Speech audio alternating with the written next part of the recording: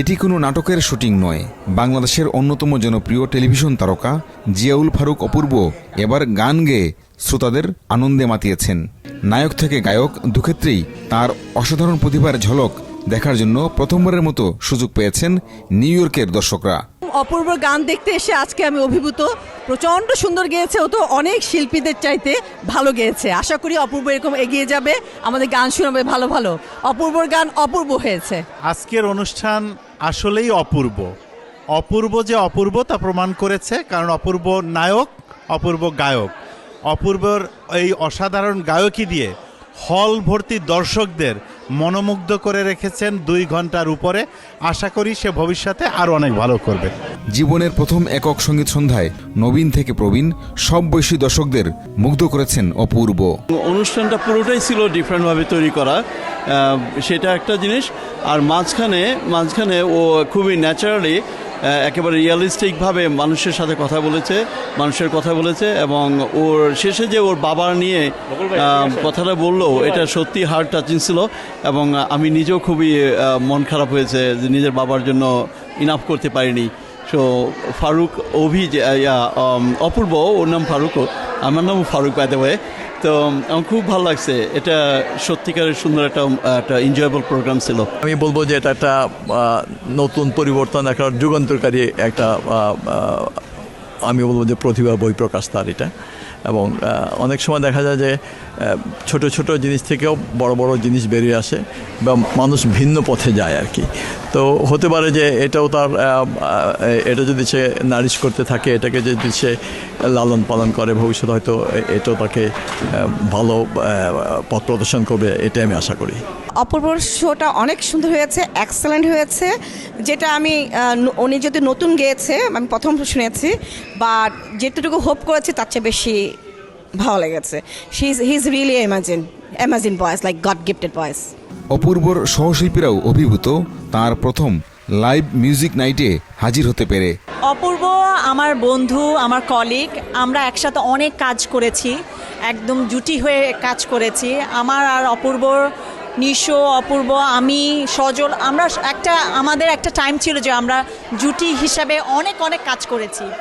অপূর্ব আমাদের সেটে অনেক সুন্দর সুন্দর গান গেত, কিন্তু আজকে লাইভ গান শুনেছি অ্যাজ এ কো আর্টিস্ট এবং একজন অপূর্বর গান মানে অপূর্বর মতোই অনেক খুবই এনজয় করেছি আমরা সবাই, আর খুবই মুগ্ধ আমরা সবাই। আমি মনে করি এই দর্শক তো কিছুই না, আরও অনেক দর্শক হতো যদি প্রপার পাবলিসিটি হতো। খুবই শর্ট নোটিসে করেছে, ও আমাকে ফোন করেছে পরশুদিন হুট করে। অপূর্ব ভালো গান গায়, এটা আমরা একদমই, ওর সাথে অনেক দিন ধরে যারা আমরা অভিনয় করি আমরা একদমই জানি। অপূর্ব হচ্ছে খুবই গোছানো একটা ছেলে।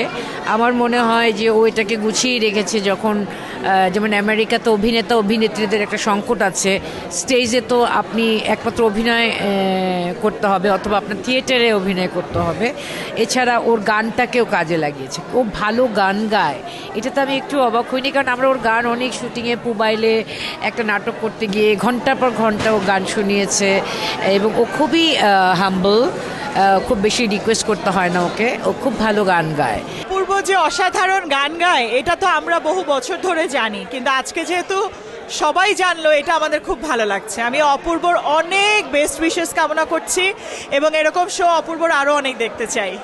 দর্শকদের দারুণ অনুপ্রেরণা পেয়ে শিল্পী নিজেও আপ্লুত।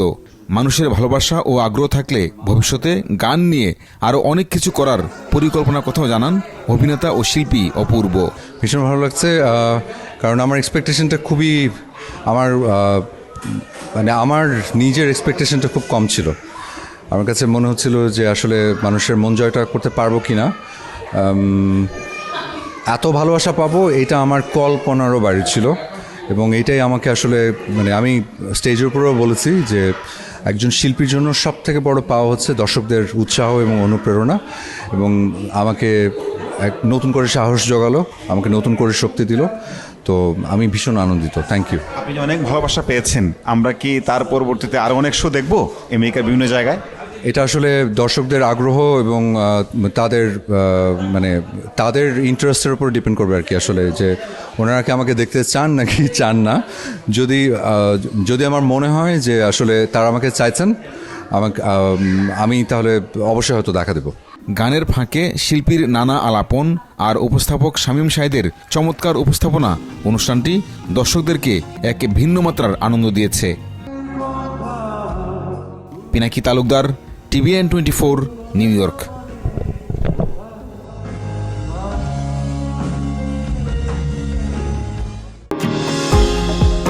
নিউ ইয়র্ক থেকে সম্প্রচারিত TVN 24 টেলিভিশন বিশ্বজুড়ে বাঙালির কণ্ঠস্বর।